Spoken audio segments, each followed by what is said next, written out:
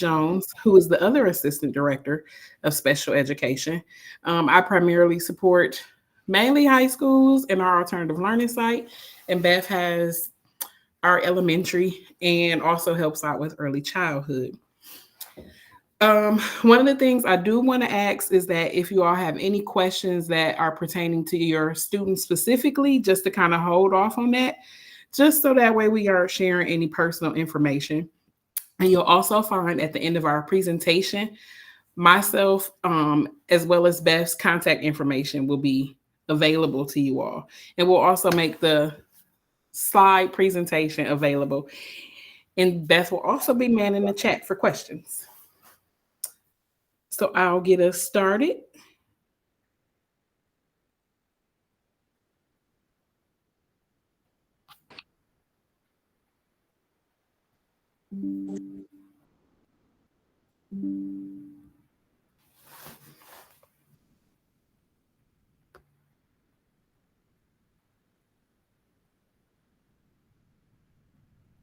Oh, sorry, give me 1 second here.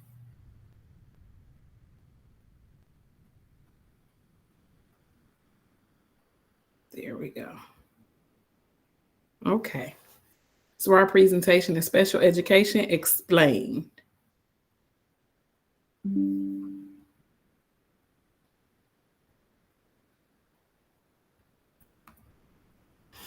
So some terms and acronyms just to help familiarize you all with, and just to keep in mind, DPI, which is our Department of Public Instruction, and DPI is in charge of all public schools.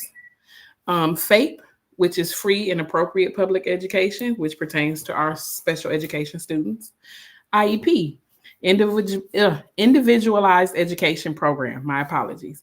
The IEP is a written plan, and it tells how the school will change the way they teach to meet your child's needs. IDEA, Individuals with Disabilities Education Act. This is the federal special education law. LEA, which is the local educational agency. And so RUSD is your LEA. And oftentimes you'll find that if you're in a special education meeting, the LEA may be the academy principal, it could be the psych, it could be myself or Beth. Because at that point, the LEA is representing the district. So what is special education? Special education is instruction designed to meet the unique needs of a child with a disability. A special education plan may include a specific learning setting, which could be in the special education environment, the regular education environment, learning tools, which could be particular accommodations, for instance, if the child needs mufflers or a weighted vest, those sort of things. Therapy, which could be occupational therapy, speech and language, as well as other services and changes or accommodations. So one of the key things to keep in mind is that special education is a service and not a place. Who is on the IEP team? So at minimum, the IEP team would consist of the parent or guardian, a regular education teacher should always be present, special education teacher, and the LEA. If the student has any other related service providers, those individuals will also be included, but aren't limited to our school psychologists, speech and language pathologists, occupational therapists, physical therapists, vision teacher, deaf and hard of hearing teacher, the adaptive physical education teacher, and orientation and mobility teacher as well.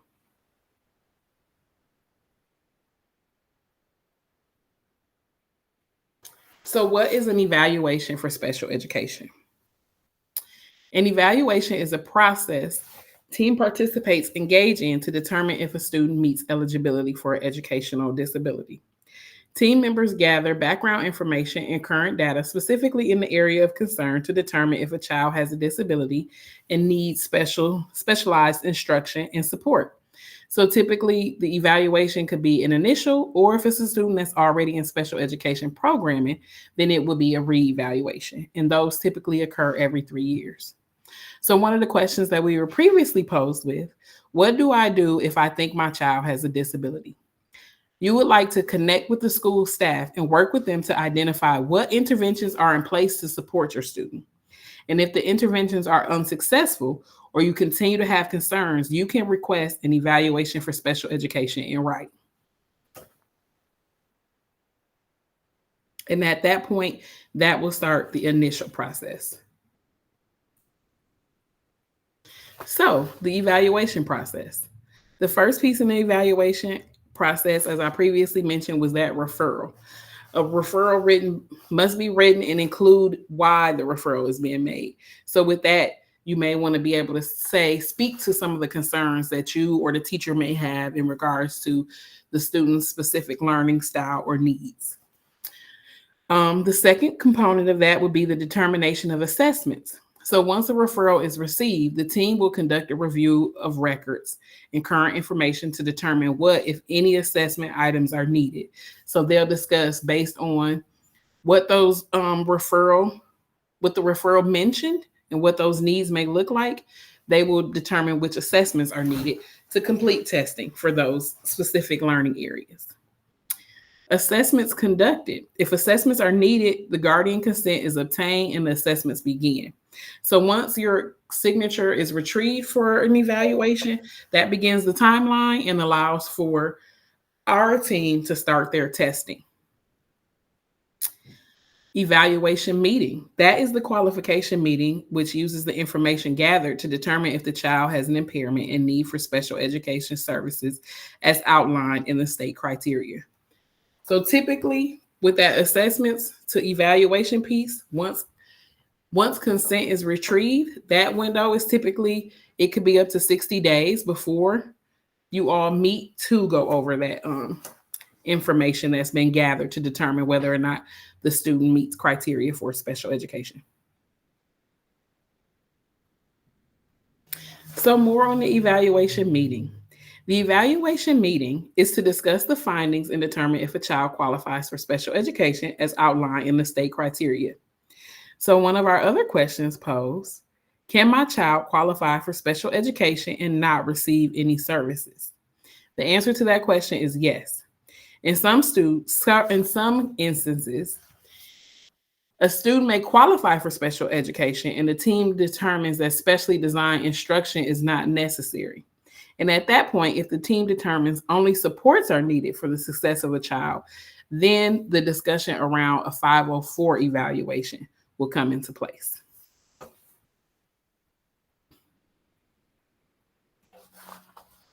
Three-year reevaluations and waivers. So once a student has already qualified for special education, a reevaluation to continue to qualify for services is required at least every 3 years. The team will follow the evaluation process, and that team includes yourself as the parent or guardian. So the team will collaborate with the guardian, and then from there, they can determine, the team as a team determines if the student still has a need for special education and can waive the full evaluation, or if a full evaluation needs to take place. And the waiver isn't done more than one time in a row.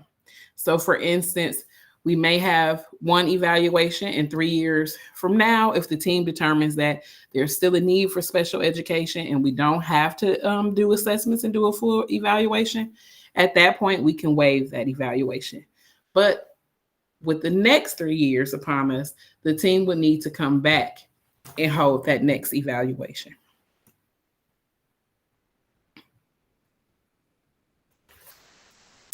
What is an IEP?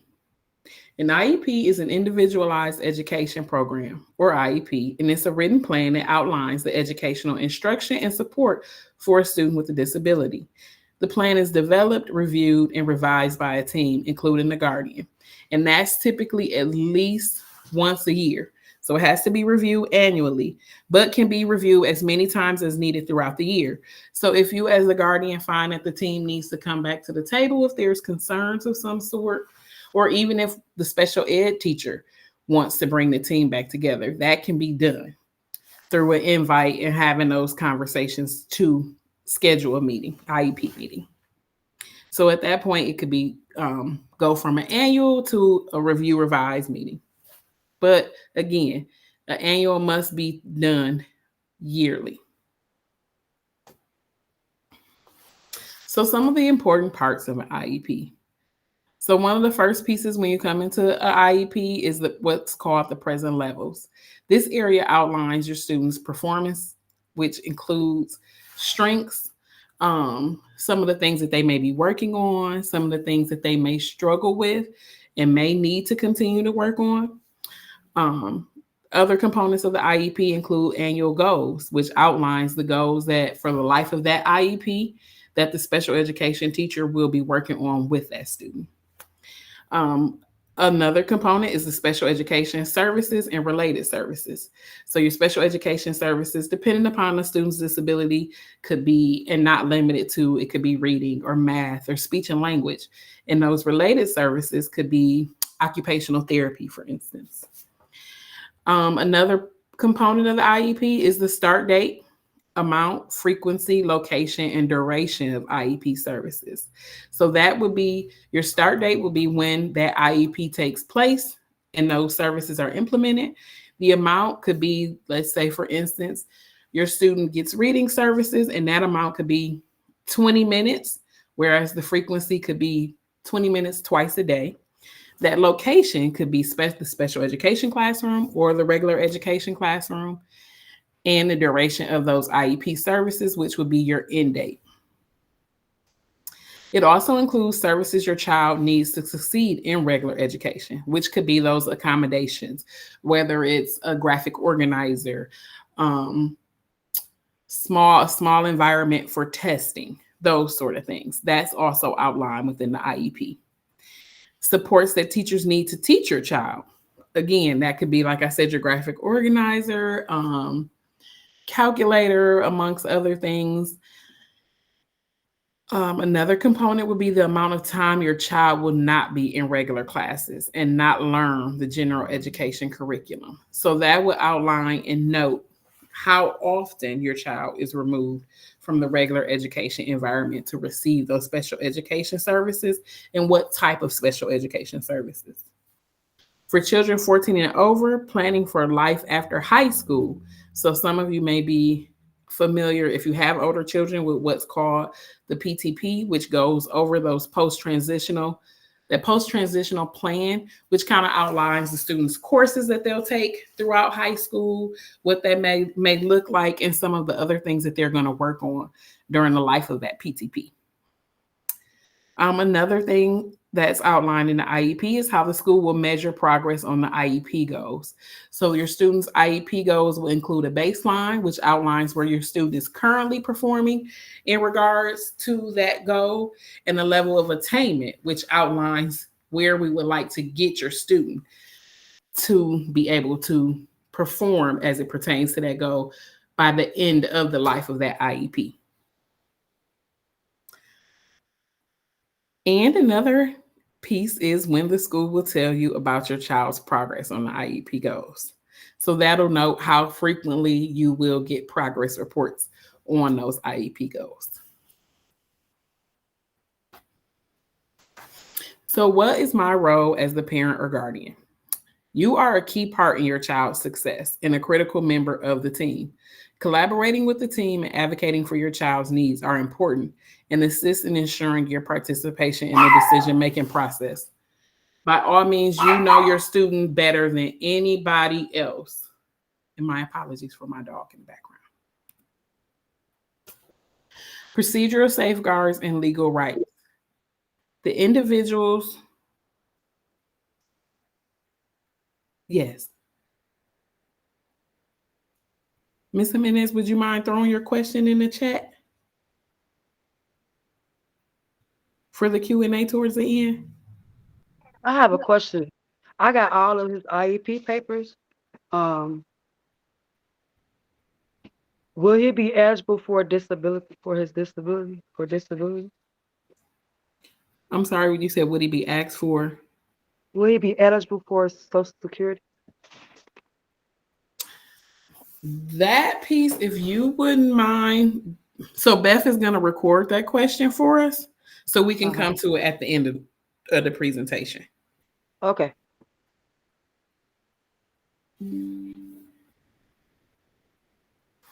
Okay, so our procedural safeguards and legal rights.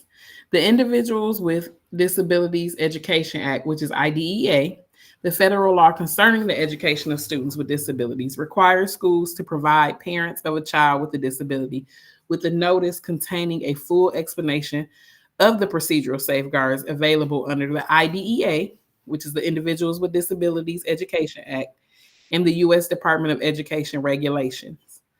A copy of this notice must be given to parents only one time a school year, except that a copy must be given to the parents upon initial referral or parent request for evaluation, upon receipt of the first state complaint under 34 CR, and upon receipt of the first due process complaint in the school year, or when a decision is made to take a disciplinary action that constitutes a change of placement, as well as upon parent request. And if you all wouldn't mind throwing your questions in the chat, that would be extremely helpful. So that way we can make sure you all we can get through all of the slides.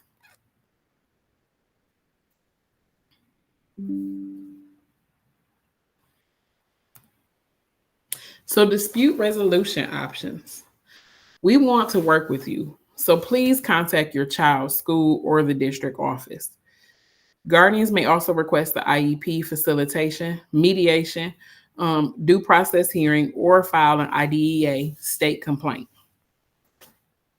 So again, if you have questions or concerns, you're always welcome to start with those individuals in the school building, whether it's the student's case manager, the school special education coordinator, the principal, and kind of start from there, as well as even shooting questions up towards the district office. Assessing special education documents in the parent portal. Your child's special education documents can be found on the Infinite Campus parent portal. So please log in to access them. And directions to the log, it can be found here. So you all will have access to this afterwards as it's being recorded, where you can set up your parent portal if you have not. There you'll be able to electronically retrieve like meeting invites, your student's individualized education plan, as well as progress reports.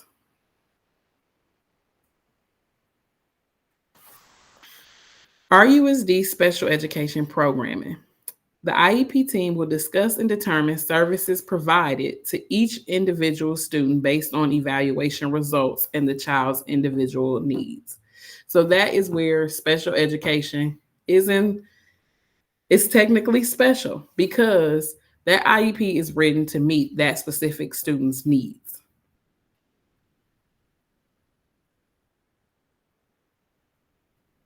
So some of our special education programming includes early childhood classrooms, and those are services that are provided to our students aged 3 to 5 in RUSD who experience developmental delays. We also offer preschool options. Those are services provided in the community for students ages 3 to 5 who experience developmental delays. We have speech and language classrooms, and those are for our students aged 3 to 5 who experience speech and language delays. Inclusive classrooms. Those provide services for students ages 3 to 21 within the general education environment. There are structured learning classrooms, which are for our FASC and EBSC students. Those provide services that focus on behavioral, academic, functional needs for students ages 3 to 21 within a special education environment. Speech and language. Those are services that are provided to our students ages 3 to 21 who experience speech and language delays. Hearing impaired, again, for students ages 3 to 21 who experience hearing impairments. Visually impaired programming for students also ages 3 to 21 who experience visual impairments. And then we have community-based transition programs. And those provide services for students ages 18 to 21 within the community to develop life skills, job skills, and recreational skills.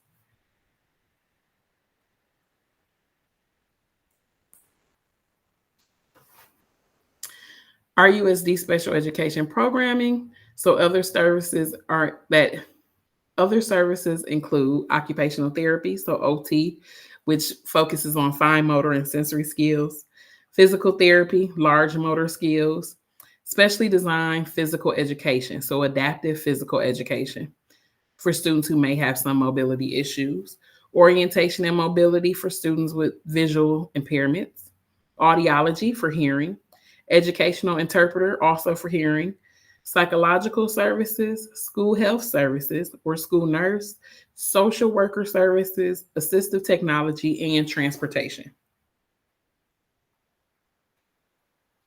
So, one of the other questions we were posed with, my child has a medical diagnosis but didn't qualify for special education services. How is that possible? The team makes a determination at the evaluation meeting if there is an educational impact in relation to the medical diagnosis. The criteria for a medical diagnosis and special education evaluation are different.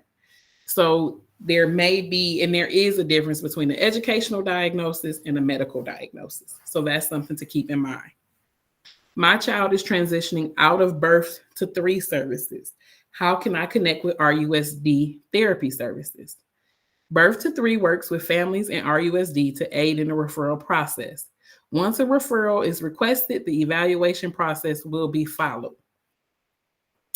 Can a student be in the gifted and talented program and qualify for special education? Yes, they absolutely can. And as I continue to read through the other questions, at the end, we'll add our other questions that we've collected in the Q&A and in the chat. We'll add that and make sure that they are also available and added to the slideshow. Next question. What if progress isn't being made towards an IEP goal? You will receive regular progress reports specific to your child's IEP goals. If they indicate progress isn't being made, you may request an IEP meeting to discuss how they are doing and any supports or services the IEP team may need to adjust to better meet their needs. Whether it's we may need to change the level of attainment, maybe we need to add an additional support of such so the student can better make goals towards achieving that goal. And again, as a key player in the IEP, on the IEP team, you have a right to make that request for an IEP meeting to be held.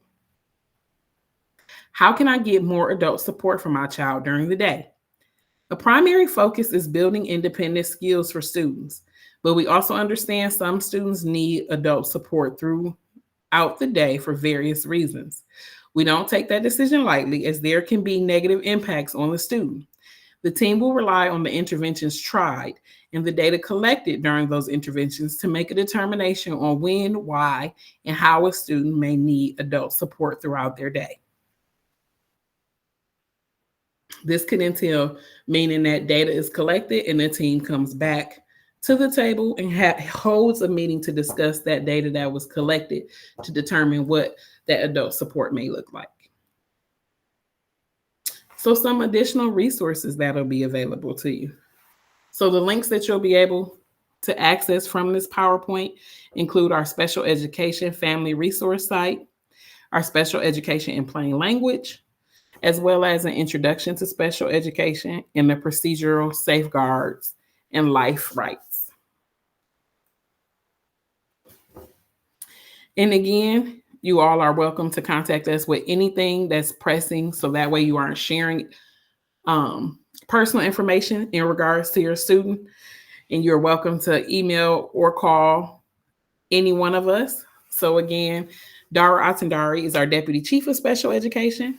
Beth Jones, who's also on the Google Meet, is our other Assistant Director of Special Education who supports early childhood, elementary, and middle school. And then myself, Cherie Brown, I support middle school and high school, as well as our alternative learning site. Some of the agencies that help out parents and guardians. So you'll also be able to find information that as it relates to the ARC of Racine County, Wisconsin Facets, Disability Rights Wisconsin, Wisconsin Statewide Parent Educator Initiative, or WISPE, as well as the Down Syndrome Association of Wisconsin. And just to not just to add a little more to the Down Syndrome Association of Wisconsin, they do support a lot of other programming outside of just Down syndrome. So I just wanted to make sure that you all were aware of that.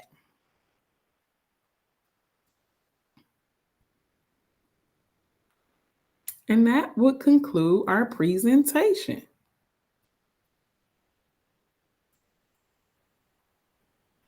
So I know we had a couple of questions out here